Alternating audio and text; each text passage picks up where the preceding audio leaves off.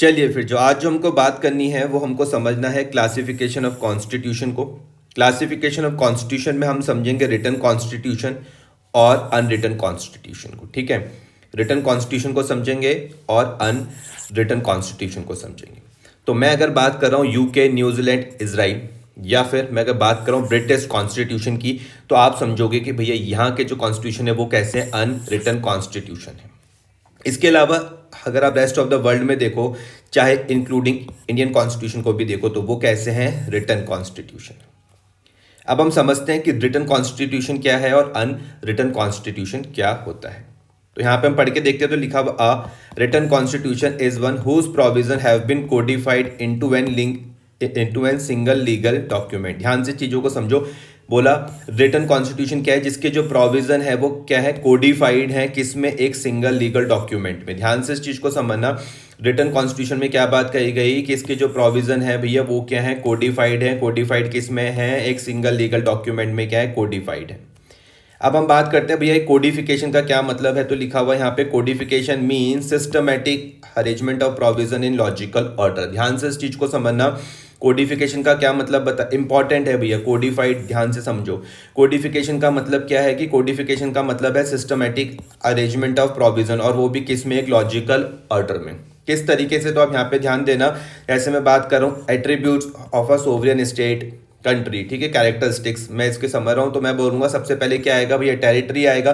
ध्यान दो किस पे बात कर रहा हूँ मैं, लॉजिकल ऑर्डर में बात कर रहा हूँ। तो सबसे पहले क्या आएगा भैया, टेरिटरी आएगा, फिर क्या आएगा, पॉपुलेशन आएगा, फिर क्या आएगा, गवर्नमेंट आएगा। ऑर्डर इनका चेंज नहीं होना चाहिए। ऐसा नहीं कि भैया गवर्नमेंट, पॉपुलेशन, टेरिटरी, नहीं। हमें सबसे पहले क्या हम बात करेंगे कि भैया सबसे पहले क्या होगी भैया, टेरिटरी, फिर क्या होगी भैया, पॉपुलेशन, फिर क्या होगी, हमको क्या चाहिए, गवर्नमेंट चाहिए। गवर्नमेंट क्यों चाहिए, ऑर्गेनाइज्ड एडमिनिस्ट्रेशन के लिए क्या चाहिए आपको, गवर्नमेंट चाहिए। ठीक है, तो codification mean systematic arrangement of provision in logical order. ठीक है, attributes of sovereign state country आप समझ गए कि सबसे पहले क्या आएगा भैया, टेरिटरी, फिर पॉपुलेशन, फिर गवर्नमेंट, तभी जाके क्या बनेगी, इंडिपेंडेंट कंट्री बनेगी। अगर आप इस चीज को समझे तो अब हमें इस चीज को हमें कॉन्स्टिट्यूशन पर देखना है, इंडियन कॉन्स्टिट्यूशन पे ये चीजें किस तरीके से। इंडियन कॉन्स्टिट्यूशन के मैं अगर सब्जेक्ट मैटर के बारे में बात करूं तो पार्ट फर्स्ट में क्या आता है, यूनियन एंड इट्स टेरिटरी। तो किसके बारे में बात हो रही है भैया, टेरिटरी ऑफ इंडिया के बारे में बात हो रही है। आपको ये चीज समझ में आई। उसके बाद में अगर बात करता हूँ पार्ट सेकंड में क्या है, सिटीजनशिप है। पार्ट थर्ड में क्या है, फंडामेंटल राइट्स है, जिसको हम बेसिक राइट्स के नाम से भी जानते हैं। पार्ट फोर्थ में क्या है भैया, DPSP, directive principles of state policy, जिसको हम सोशल एंड इकोनॉमिक राइट्स के नाम से भी जानते हैं। उसके बाद पार्ट फोर्थ ए में क्या है भैया, फंडामेंटल राइट्स। फंडामेंटल राइट्स क्या है, रिस्पॉन्सिबिलिटी ऑफ द सिटीजन। तो जब आप इसके बारे में यहाँ पर जब आप देखते हो, जब आप यहाँ पर देख रहे हो, तो आपको ये वाली बात पता चल रही है कि हम किसके बारे में बात करें, पॉपुलेशन के बारे में बात करें।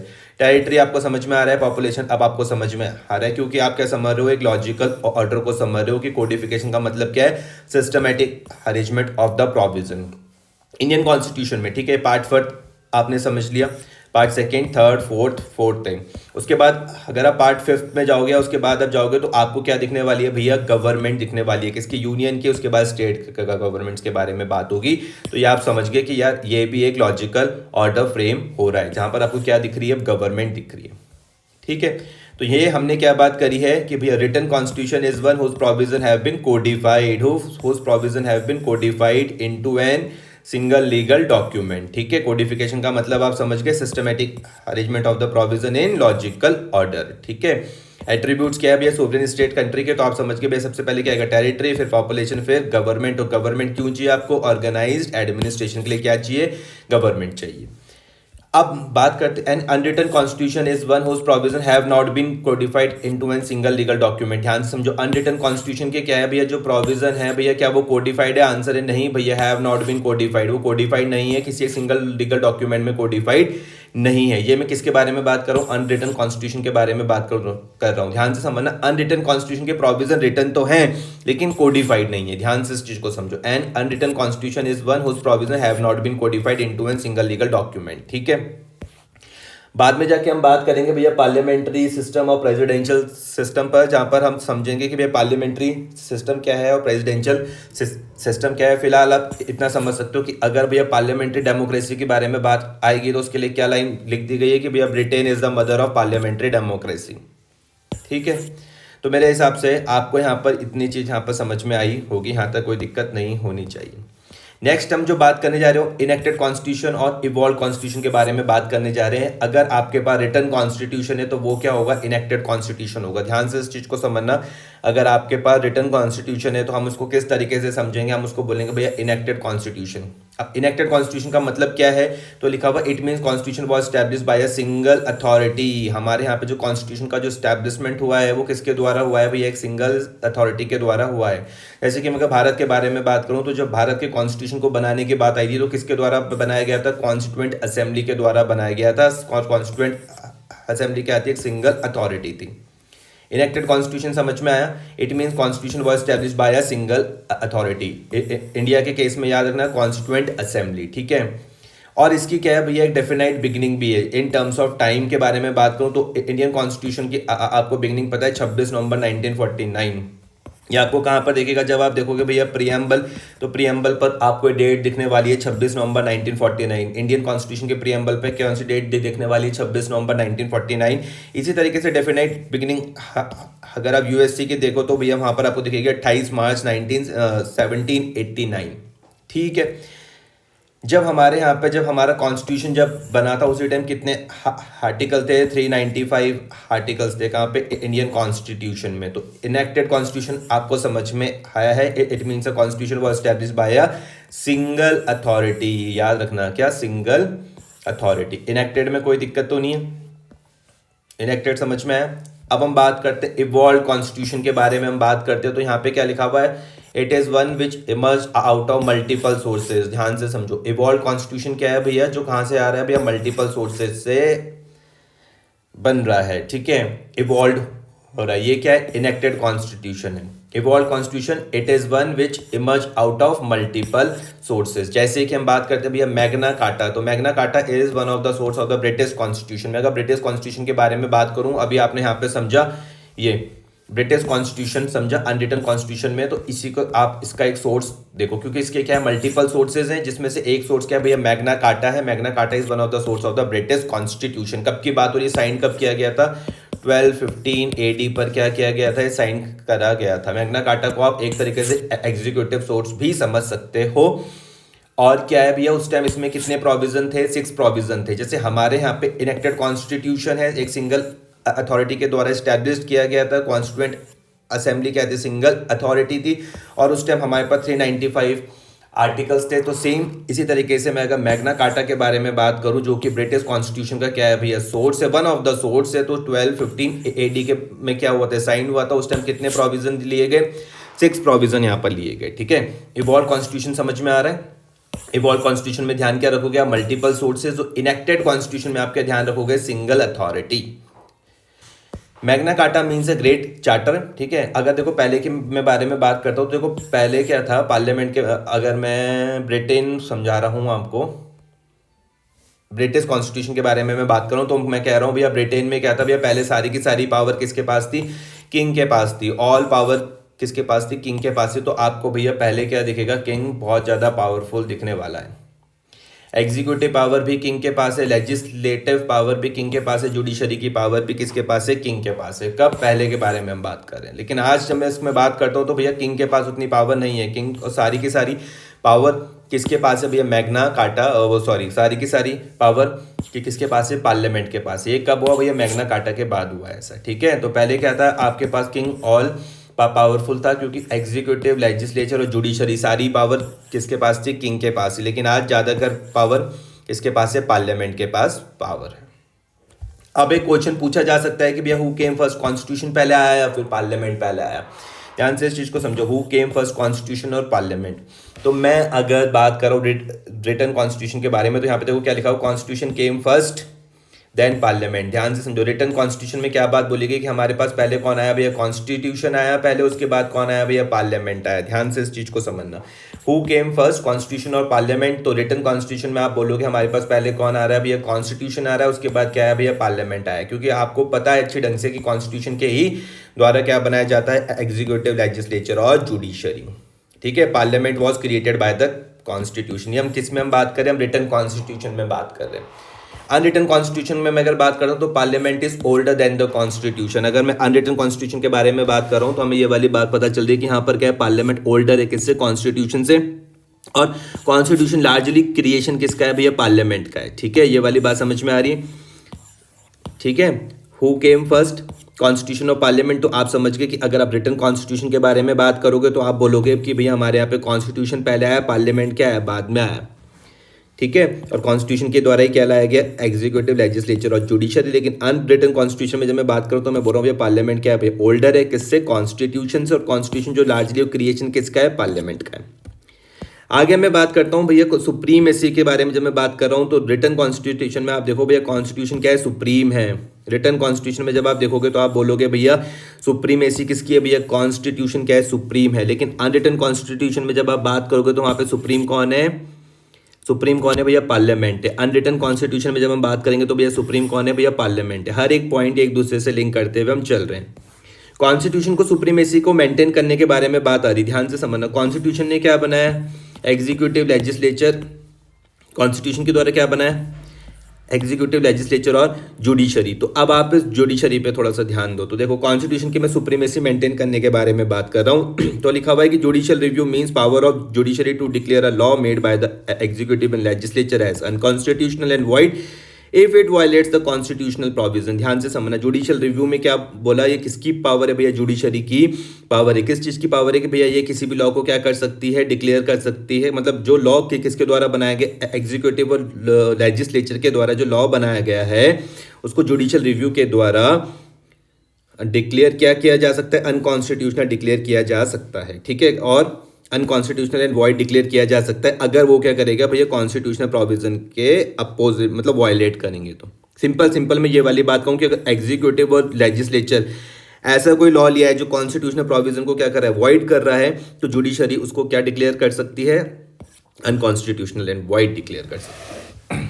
मतलब फिर से इस चीज को समझना इंपॉर्टेंट पॉइंट है कि मैं ये वाली बात कह रहा हूं कि अगर एग्जीक्यूटिव और लेजिस्लेचर, एग्जीक्यूटिव और लेजिस्लेचर के द्वारा अगर कोई लॉ लाया गया जो वायलेट कर रहा है किसको, कॉन्स्टिट्यूशनल प्रोविजन को वायलेट कर रहा है, तो जुडिशरी क्या कर सकती है, उसको डिक्लेयर कर सकती है उस लॉ को अनकॉन्स्टिट्यूशनल और वॉइड।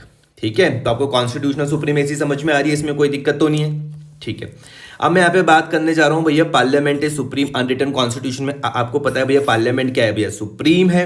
तो आप इस वाले पॉइंट में देखो किस तरीके से समझ सकते हो, पार्लियामेंट की सुप्रीमेसी के बारे में बात हो रही है।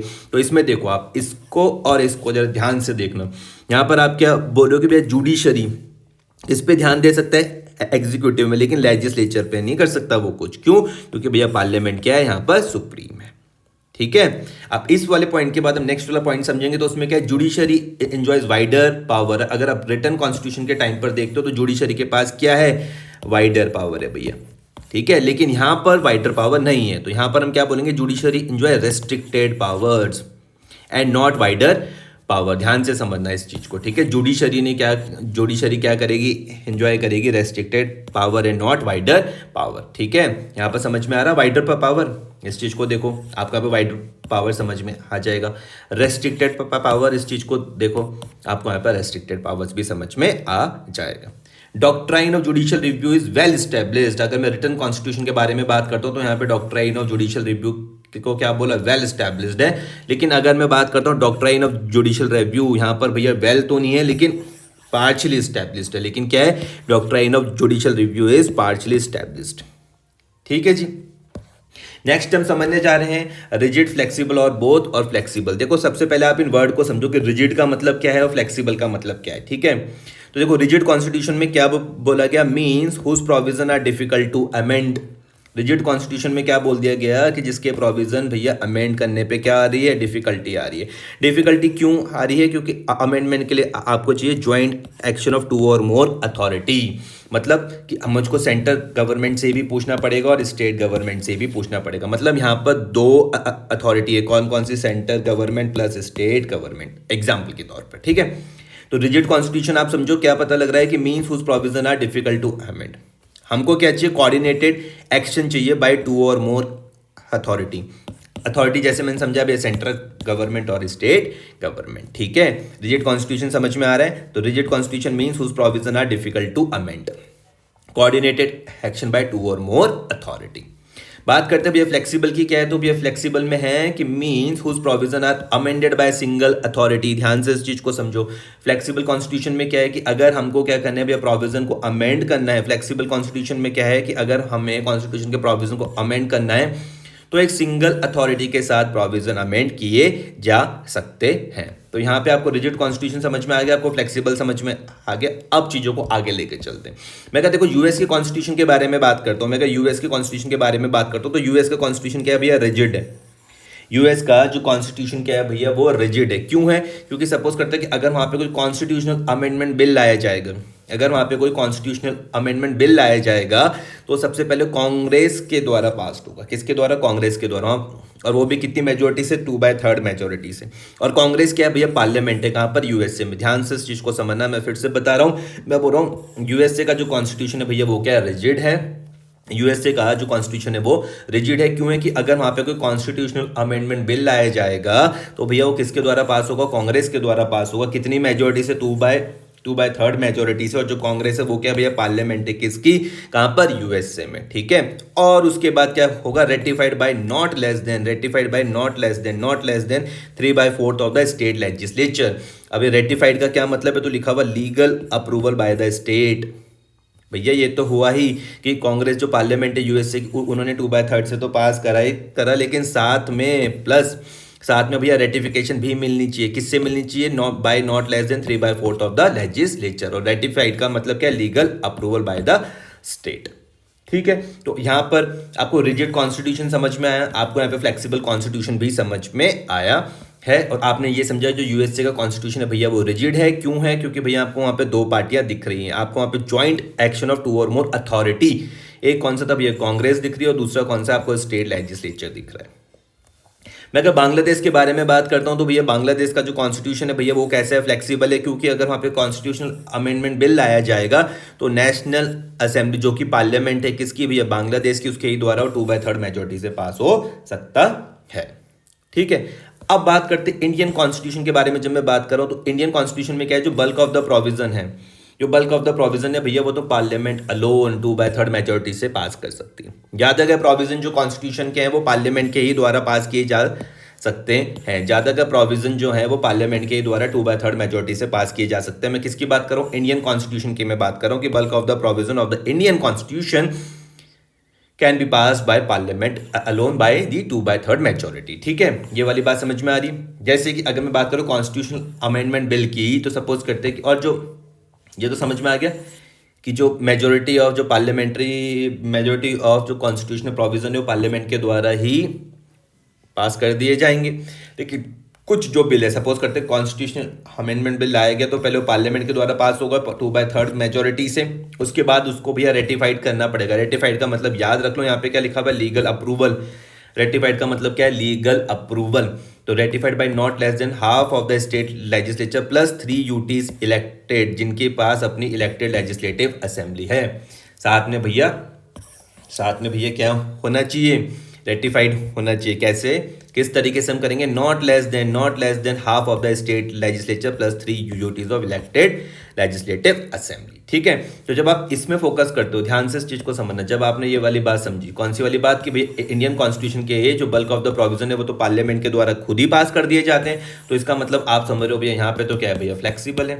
लेकिन जब आप ये वाली बात समझ रहे हो कि भैया पार्लियामेंट के साथ साथ रेटिफिकेशन भी चाहिए हमको, half of the state legislature plus 3 UTs, तो इसको देख के आपको क्या समझ में आ रहा है, रिजिड समझ में आ रहा है। तो अगर जो इंडिया का जो कॉन्स्टिट्यूशन है भैया वो रिजिड भी है और क्या है, फ्लेक्सिबल है। समझ में, इंडिया का जो इंडियन कॉन्स्टिट्यूशन है वो रिजिड भी है और क्या है, फ्लेक्सिबल भी। ठीक है। तो ये वाली बात समझ में आ रही है। आपने यहाँ पर रिजिड और फ्लेक्सिबल बोथ समझ लिया। रिजिड कॉन्स्टिट्यूशन आपने समझ लिए, ज्वाइंट एक्शन ऑफ 2 और मोर अथॉरिटी, फ्लेक्सिबल भी समझ लिया, सिंगल अथॉरिटी। अब यहाँ पे देखते हैं, यहाँ पे लिख दिया फ्लेक्सिबल, ब्रैकेट में लिख दिया गया नेसेसरली फ्लेक्सिबल। अनरिटन कॉन्स्टिट्यूशन तो भैया क्या होगा, फ्लेक्सिबल ही होने वाला है। अनरिटन कॉन्स्टिट्यूशन तो भैया नेसेसरली फ्लेक्सिबल होगा। क्यों? क्योंकि वहां पे भैया सुप्रीम कौन है भैया, पार्लियामेंट है। सुप्रीम कौन है, पार्लियामेंट। सिंगल अथॉरिटी है भैया वहां पर, पार्लियामेंट। ठीक है। तो कुछ भी अगर कॉन्स्टिट्यूशन में चेंज होगा तो पार्लियामेंट किसी और से पूछने वाली नहीं है। अगर अगर पार्लियामेंट को किसी और से पूछना पड़ गया या कोई और अथॉरिटी आ गई तो फिर वहां पे कॉन्स्टिट्यूशन को पार्लियामेंट की सुप्रीमेसी तो बनी रहेगी नहीं ना। ठीक है। तो अगर मुझको अगर यहाँ पे पार्लियामेंट की सुप्रीमेसी को मेंटेन करके चलना है तो इसका मतलब सारा काम किसके द्वारा होगा, पार्लियामेंट के ही द्वारा होगा। तो वहाँ पे जो कॉन्स्टिट्यूशन है भैया वो क्या है, फ्लेक्सिबल है, नेसेसरली फ्लेक्सिबल। जैसे कि सपोज करते हैं मैं अगर बांग्लादेश की कॉन्स्टिट्यूशन के बारे में बात करूँ तो वहाँ पर कौन है, सिर्फ only national assembly of Bangladesh can amend the constitution. उन्हें किसी और से पूछने की जरूरत नहीं है भाई। बांग्लादेश का अगर कॉन्स्टिट्यूशन में कोई भी अमेंडमेंट करना हो तो किसके द्वारा किया जाएगा, national assembly of Bangladesh constitution को अमेंड ईजिली कर देगी, किसी और से पूछने की जरूरत नहीं है, only one authority is evolve. ठीक है, तो आपको ये फ्लेक्सिबल समझ में आ गया, कोई दिक्कत तो नहीं जहां पर मैं पार्लियामेंट की सुप्रीमेसी के बारे में बात कर रहा हूँ। रिजिड फ्लेक्सिबल और बोथ समझ में आ गया, रिजिड कॉन्स्टिट्यूशन समझ में आ गया, फ्लेक्सिबल समझ में आ गया, ये यूएसए का कॉन्स्टिट्यूशन रिजिड समझ में आ गया है ना। उसके बाद ये बांग्लादेश समझ में आ गया। इंडिया का कॉन्स्टिट्यूशन के बारे में भी आपको थोड़ा बहुत समझ में आया कि जो इंडिया का कॉन्स्टिट्यूशन है भैया वो रिजिड के साथ साथ क्या है, फ्लेक्सिबल भी है। आगे बढ़ते हैं, नेक्स्ट हमारे पास unwritten constitution is either federal और यूनिटरी। ध्यान से समझना, जो रिटन कॉन्स्टिट्यूशन है, रिटन कॉन्स्टिट्यूशन आपके पास फेडरल या फिर यूनिटरी हो सकता है। ध्यान से इस चीज को समझो, रिटन कॉन्स्टिट्यूशन आपके पास फेडरल भी हो सकता है और यूनिटरी भी हो सकता है। Written constitution is either federal और यूनिटरी नेचर। अब सबसे पहले समझते हैं भैया फेडरल क्या है और यूनिटरी क्या है। अगर आपको भैया टू फॉर्म्स ऑफ गवर्नमेंट दिख जाए, ध्यान से समझना, फेडरल में क्या है, आपको टू फॉर्म्स ऑफ गवर्नमेंट दिखने वाली है, सेंट्रल गवर्नमेंट दिखने वाली है, आपको स्टेट गवर्नमेंट दिखने वाली है। ध्यान से इस चीज को समझो, रिटन कॉन्स्टिट्यूशन भैया फेडरल भी हो सकता है, यूनिटरी भी हो सकता है। अगर आपको यहाँ पे टू फॉर्म्स ऑफ गवर्नमेंट दिखेगी, टू फॉर्म्स ऑफ गवर्नमेंट दिखेगी जैसे कि सेंट्रल गवर्नमेंट और स्टेट गवर्नमेंट, तो ये क्या है भैया, फेडरल स्ट्रक्चर है। ये क्या है, फेडरल स्ट्रक्चर है। ठीक है, written constitution is either federal और यूनिटरी इन नेचर। ठीक है, अगर आपको टू फॉर्म्स ऑफ गवर्नमेंट दिख रही है जैसे सेंटर और स्टेट, तो आप समझ लेना भैया कैसा है, नेचर फेडरल है। लेकिन अगर एक ही गवर्नमेंट है जैसे कि भैया श्रीलंका में, तो वो क्या हो जाएगा भैया, यूनिटरी हो जाएगा। तो रिटन कॉन्स्टिट्यूशन फेडरल और यूनिटरी दोनों तरीके के नेचर में हो सकता है। फेडरल में क्या हो जाएगा, सेंटर और स्टेट गवर्नमेंट, आपको दो गवर्नमेंट दिख सकती हैं, और यूनिटरी में आपको सिर्फ एक सिंगल गवर्नमेंट दिखेगी। ठीक है, लेकिन मैं अगर अनरिटन कॉन्स्टिट्यूशन के बारे में बात कर रहा हूं तो वहां पे ऑलवेज यूनिटरी भैया, वहां पर तो फेडरल होती ही नहीं है। It can't be federal. इसको इस चीज से समझना, क्योंकि आपको क्या मेंटेन करके चलना है, पार्लियामेंट की सुप्रीमेसी को मेंटेन करके चलना है। अगर मान लो वहां पे दो गवर्नमेंट हो गई भैया, सेंटर गवर्नमेंट और स्टेट गवर्नमेंट, तो भैया पार्लियामेंट को स्टेट से भी पूछना पड़ेगा, तो पार्लियामेंट की तो सुप्रीमेसी रहेगी नहीं। तो इस तरीके से आप समझना कि भैया वहां पर क्या होगा, हमेशा यूनिटरी, वहां पर क्या देखने को मिलेगा आपको, सिर्फ unitary. It can't be federal. ठीक है, फेडरल नहीं होता है कहां पर, अनरिटन कॉन्स्टिट्यूशन पर। ठीक है, नेक्स्ट है हमारे पास मार्क्ड डिस्टिंक्शन। तो ये मार्क्ड डिस्टिंक्शन, इस चीज़ को समझो। अगर आपको कल वाली क्लास याद है तो आपको इसको देख के चीज़ें समझ में आ रही होंगी, जो हमने लास्ट क्लास पढ़ी थी, कि हमको पता था कि हमारे यहाँ पे कॉन्स्टिट्यूशन और अदर प्रोविजन, जो अदर लॉज है, उनके बीच में क्या है भैया, मार्क्ड डिस्टिंक्शंस है। Marked distinctions between constitution and other laws, है ना, याद आ रहा है। लास्ट क्लास में हमने इसमें बहुत डिटेल में चर्चा करी थी कि कॉन्स्टिट्यूशन और अदर लॉज के बीच में क्या है भैया, मार्क्ड डिस्टिंक्शंस है। ठीक है, लेकिन अगर मैं बात करूं हमारे यहाँ पे अनरिटन कॉन्स्टिट्यूशन में, तो वहां पे नो मार्क डिस्टिंक्शंस है, वहां पे कोई भी डिस्टिंक्शंस नहीं है। कॉन्स्टिट्यूशन और अदर लॉज के बीच में कोई डिस्टिंक्शंस नहीं है। इसको आप इस चीज से समझो कि अगर मैं आरपीए के बारे में बात करूं, रिप्रेजेंटेशन ऑफ पीपल्स एक्ट के बारे में बात कर रहा हूं, तो भारत में क्या आउटसाइड द इंडियन कॉन्स्टिट्यूशन है। इंडिया में ये भैया कॉन्स्टिट्यूशन का पार्ट नहीं है, बल्कि अदर लॉज का पार्ट है। किसका पार्ट है, जब आप स्टैट्यूटरी लॉज का पार्ट है। ठीक है, आरपीए किसका पार्ट है, स्टैट्यूटरी लॉज का पार्ट है, आउटसाइड द इंडियन कॉन्स्टिट्यूशन है। मैं किसके बारे में बात कर रहा हूँ, मार्क्ड डिस्टिंक्शन, आप समझ पा रहे हो। ठीक है, कॉन्स्टिट्यूशन और अदर लॉज के बीच में क्या है भैया, मार्क्ड डिस्टिंक्शंस है। लेकिन दूसरी ओर मैं अगर बात कर रहा हूँ किसके बारे में मैं अगर बात करूँ, अनरिटन कॉन्स्टिट्यूशन के बारे में बात करूँ, तो वहाँ पे क्या नो मार्क्ड डिस्टिंक्शंस है। किसके बीच में, बिटवीन आपको कॉन्स्टिट्यूशन और अदर लॉज के बीच में कोई डिस्टिंक्शन नहीं दिखने वाला। वहाँ पर जो आरपीए वो किसका पार्ट है, कॉन्स्टिट्यूशन का पार्ट है। ठीक है, जैसे ही आरपीए बनेगा तो किसका पार्ट बन जाएगा, कॉन्स्टिट्यूशन का पार्ट बन जाएगा। मार्क डिस्टिंक्शन और नो मार्क डिस्टिंक्शन आप समझ लेना। नेक्स्ट क्या है भैया, यहाँ पे कॉन्स्टिट्यूशन इज गवर्न, ध्यान से इस चीज को समझो, constitution is govern less bye conventions and more by its provisions. आपको पता है कि हम रिटन कॉन्स्टिट्यूशन के बारे में बात करें, और रिटन कॉन्स्टिट्यूशन के जितने भी प्रोविजन है भैया वो तो रिटन है। तो अगर रिटन है तो हमने लिखा क्यों उनको भैया, रिटर्न क्यों कर रहा है? ताकि हम उनका इस्तेमाल करें भाई। तो सेम वही चीज लिखी हुई, constitution is govern less by the conventions and more by its provisions. भैया कॉन्स्टिट्यूशन अपने प्रोविजंस के हिसाब से ज्यादा चलता है, कन्वेंशंस के हिसाब से कम चलता है। ठीक है, कन्वेंशंस का मतलब क्या होता है? प्रैक्टिसेस होता है। Not return in any official document, सिर्फ वो प्रैक्टिसेस हैं जिसको हम फॉलो कर रहे हैं, वो किसी भी ऑफिशियल डॉक्यूमेंट में लिखी नहीं गई है। Not return in any official document. ठीक है, constitution is govern less bye conventions and more by its provisions. और मैं अनरिटन के बारे में बात करूं तो अनरिटन में क्या है? मोर by it's conventions and less by its provisions. ध्यान से समझना, जो अनरिटन कॉन्स्टिट्यूशन है वो किससे चलता है? मोर बाय इट्स कन्वेंशन, अपने कन्वेंशन से ज़्यादा चलता है, अपनी प्रैक्टिस से ज़्यादा चलता है, लेकिन अपने प्रोविजन से कम चलता है। ठीक है, तो लार्जली फॉलोड बाय ट्रेडिशंस के द्वारा चलता है। कौन सा? Unwritten constitution. More by it's conventions and less by its provisions. यहाँ तक कोई दिक्कत तो नहीं है? Constitution is govern less by convention and more by its provisions, ये समझ में आ रहा है। कन्वेंशन प्रैक्टिस से समझ में आ रहा है। और कन्वेंशन के बारे में क्या बोला? Not return in any official document. और अनरिटन के बारे में मैं जब बात कर रहा हूँ तो वो किसके द्वारा चलेगा? मोर बाय इट्स कन्वेंशन के द्वारा चलेगा, अपने प्रोविजन से कम चलेगा। ठीक है, लार्जली फॉलोड बाय ट्रेडिशंस। ठीक है, अब इस चीज को समझो। But the same time convention are legally binding on executive and legislature. ये वाली बात तो हमको समझ में आई कि चलो जो कॉन्स्टिट्यूशन है वो कन्वेंशन से कम चलता है, अपने प्रोविजन से ज्यादा चलता है। Constitution is govern less by convention, लेकिन but the same time convention are legally binding on executive and legislature. ध्यान से समझना, भले ही वो कहीं ना लिखे, वो भले ही वो किसी ऑफिशियल डॉक्यूमेंट में ना लिखे हो, लेकिन कन्वेंशंस भैया बिल्कुल same time, but at the same time जो कन्वेंशन है भैया उसकी क्या लीगल बाइंडिंग है? किनके ऊपर? एग्जीक्यूटिव और लेजिस्लेचर के ऊपर। ध्यान से इस चीज को समझना। But at the same time convention are legally binding on executive and legislature. जैसे कि एग्जाम्पल के तौर पे आप इस चीज को समझो, जो स्पीकर है भैया लोकसभा के elected from the ruling party, और जो डेप्यूटी स्पीकर है elected from the opposition party. ये क्या है भैया? कन्वेंशन है, ये कहीं लिखा नहीं गया है। क्या है ये? कन्वेंशन है, और ये फॉलोड होता है आज भी। ठीक है, क्योंकि इसकी क्या है? लीगली बाइंडिंग है। Speaker of the Lok Sabha is elected from the ruling party, और जो डेप्यूटी स्पीकर रहेंगे वो इलेक्ट कहाँ से होंगे? अपोजिशन पार्टी से। ये क्या है? कन्वेंशन है। ठीक है, क्या है इसकी लीगल बाइंडिंग है? हाँ, इसकी लीगल बाइंडिंग है भाई, बिल्कुल। Time between two session is not more than 6 month. ध्यान से इस चीज को समझना, ये भी एक कन्वेंशन है कि दो सेशन के बीच में जो टाइम है वो 6 महीने से ज़्यादा नहीं होना चाहिए। Time between two session is not more than 6 month, ये भी एक कन्वेंशन है।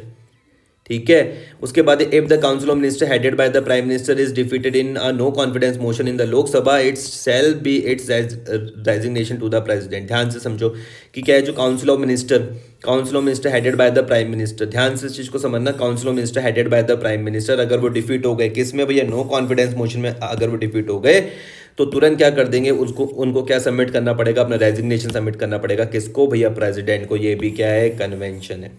ठीक है, ऐसा कब हुआ था? वीपी सिंह गवर्नमेंट के टाइम पर हुआ था, 1990 पर उन्होंने रेजिग्नेशन दिया था। वाजपेयी गवर्नमेंट 99, उनको भी रिजाइन देना पड़ा था। ठीक है, और अगर आप अनरिटन के बारे में बात करोगे तो वहां पर क्या है? More by conventions and less by its provisions. ठीक है, लार्जली फॉलोड बाय ट्रेडिशंस। ये किस में है? अनरिटन कॉन्स्टिट्यूशन में। अनरिटन कॉन्स्टिट्यूशन ज्यादा अगर किससे चलता है? कन्वेंशन से, और अपने प्रोविजन से कम चलता है। मतलब गवर्न किससे होता है ज्यादा? कन्वेंशन से, और अपने प्रोविजन से कम गवर्न होता है। इंग्लैंड के बारे में मैं अगर बात करता हूं तो यहाँ पर क्या है? In England there are 2 things. कौन कौन सा भैया? एक तो पॉलिटिकल सुप्रीमेसी है, दूसरा पे लीगल सुप्रीमेसी। ध्यान से इस चीज को समझो, इंग्लैंड में क्या चीज है भैया? 2 चीजों को ध्यान रखना। एक तरफ क्या है भैया? पॉलिटिकल सुप्रीमेसी, दूसरी तरफ क्या है भैया? Legal supremacy. पॉलिटिकल सुप्रीमेसी का क्या मतलब है? पॉलिटिकल सुप्रीमेसी का मतलब है politically parliament is not supreme because people can change the composition of parliament through general election. ध्यान से समझना, पॉलिटिकली बात कर रहे हैं तो पार्लियामेंट भैया सुप्रीम नहीं है। बोला गया पॉलिटिकली पार्लियामेंट सुप्रीम नहीं है। क्यों? क्योंकि भैया पीपल्स क्या कर सकते हैं? चेंज कर सकते हैं। किसको? कंपोजिशन ऑफ पार्लियामेंट को चेंज किया जा सकता है। किसके थ्रू? जब जनरल इलेक्शन होंगे तो। ठीक है, ये मैं किस पे बात कर रहा हूँ? पॉलिटिकल सुप्रीमेसी में मैं बात कर रहा हूँ। और लीगल सुप्रीमेसी की जब मैं बात करूंगा तो मैं क्या बोलूंगा भैया? पार्लियामेंट क्या है? सुप्रीम। ठीक है जी, तो यहां तक हमने कंप्लीट कर लिया। आज की क्लास में हमने क्या क्या चीज़ें देखी तो उसको एक बार फटाफट से देख लेते हैं। हम क्लासिफिकेशन ऑफ कॉन्स्टिट्यूशन को हम समझ रहे थे, रिटन कॉन्स्टिट्यूशन, अन रिटन कॉन्स्टिट्यूशन। ठीक है, attributes of A sovereign state, हमने सब्जेक्ट मैटर थोड़े से देखे यहाँ पर। उसके बाद हमने जो बात करी इनेक्टेड कॉन्स्टिट्यूशन, इवॉल्व कॉन्स्टिट्यूशन में हमने बात करी है कॉन्स्टिट्यूशन केम फर्स्ट और parliament is older then the constitution, ये हमने बात करी। Constitution is supreme, parliament is supreme, ये हमने बात करी, इस चीज़ को समझा। जुडिशरी इंजॉयज वाइडर पावर, और यहाँ पर क्या था पार्शियल, यहाँ पर क्या था आपके पास जुडिशरी इंजॉय रेस्ट्रिक्टेड पावर्स, है ना। वेल इस्टेब्लिश, पार्शियली इस्टेब्लिश देखा, रिजिड, फ्लेक्सिबल और बोथ और फ्लेक्सिबल को समझा। उसके बाद हमने क्या करा था, उसके बाद हमने यहाँ पर रिटन कॉन्स्टिट्यूशन को समझा, फेडरल और यूनिटरी और यूनिट और unwritten always unitary, marked distinctions, no marked distinctions. फिर constitution is govern less by convention and more by its provisions, और यहाँ पे क्या था मोर बाय इट्स का convention and less by its provisions.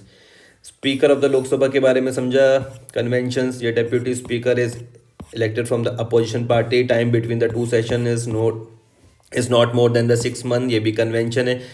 No confidence motion, ठीक है, ये भी हमने कर लिया। ठीक है, यहाँ पर हमने ये समझ लिया कि इंग्लैंड में क्या था भैया, दो चीज़ें थी, पॉलिटिकल सुप्रीमेसी और लीगल सुप्रीमेसी। पॉलिटिकल सुप्रीमेसी में हमने समझ लिया क्या लिखा हुआ था कि politically parliament is not supreme because people can change the composition of parliament through general election. Legal supremacy में हमने बात करी parliament is supreme. Next class में जो हम आपके साथ बात करेंगे वो हम बात करेंगे भैया फंडामेंटल राइट्स में। तब तक थैंक यू।